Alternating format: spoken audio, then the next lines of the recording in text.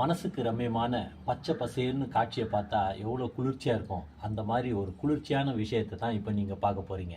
இங்கே பாருங்கள், உங்கள் பக்கத்தில் எவ்வளோ அழகாக பச்சை பசேல்னு மணத்தக்காளி கீரை இருக்குது. இன்றைக்கி அதை தான் நாம் அறுவடை பண்ண போகிறோம். என்ன அழகாக இருக்குது பார்த்தீங்களா? எவ்வளவு பச்சை பசேல்னு துளிரோ அவ்வளோ அழகாக இருக்குது. இது எப்படி கிடைச்சதுன்னு பார்த்தீங்கன்னா, சமையலுக்குன்னு ஒரு கட்டு கீரை வாங்கினேங்க. அந்த ஒரு கட்டு கீரையில் கொஞ்சமாக பார்த்தீங்கன்னா ஒரு 4-5 பழம் இருந்தது. அந்த பழத்தை புழிஞ்சு இதில் போட்டேன். அது இன்னும் அழகாக செழிப்பாக வளர்ந்துருக்கு பார்த்தீங்களா?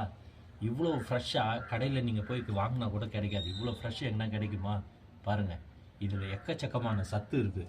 வாய்ப்புண்ணு ஆற்றும், வயிற்று புண்ணு ஆற்றும், எல்லாத்துக்குமே உகந்தது இந்த மணத்தக்காளி கீரை.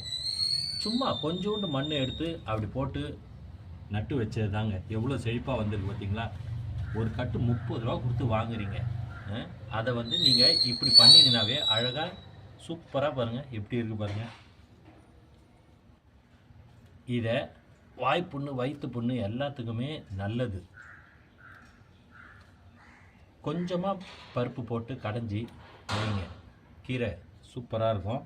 அதே மாதிரி கொஞ்சம் காரம் ஏற்றலாம் அப்படின்ட்டு பச்சை மிளகாவை கிள்ளி போட்டு நல்லா காரம் சாரமாக வச்சிடாதீங்க. நம்ம இது சாப்பிட்றதே வாய்ப்புண்ணு வயிற்று புண்ணு ஆற்றுறதுக்கு தான். ஆனால் பச்சை மிளகாவை போட்டிங்கன்னா என்ன ஆகும், இன்னும் கொஞ்சம் வயிறு எரியும். அதனால் 2 காஞ்ச மிளகா போட்டு கொஞ்சம் பருப்பு போட்டு கடைஞ்சிங்கன்னா அருமையாக இருக்கும். இதை ஏன் நீங்கள் செஞ்சு பார்க்கக்கூடாது? சும்மா இருக்கிற நேரம் தான். அப்படி போட்டிங்கனாவே அது பாட்டுக்கு வளரப்போகுது. நீங்களாக போய் அதை வளருன்னு சொல்ல போகிறீங்க? இல்லை, எல்லாமே நம்முடைய கையில் தாங்க இருக்குது. இதை போய் நம்ம காசு கொடுத்து வாங்கணுன்னா 30 ரூபா கொடுத்தாலும் இவ்வளோ ஃப்ரெஷ்ஷாக கிடைக்குமா? ஏதோ சொல்லணும்னு தோணுச்சு, அதனால் சொன்னேன். நீங்களும் பண்ணி பாருங்கள். பசுமையான கீரையை எடுத்து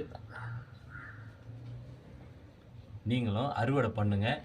மனசுக்கும் குளிர்ச்சியாக இருக்கும், நம்ம வாய் வயிற்றுக்கும் குளிர்ச்சியாக இருக்கும். எல்லாமே நல்லது தான். சரியா?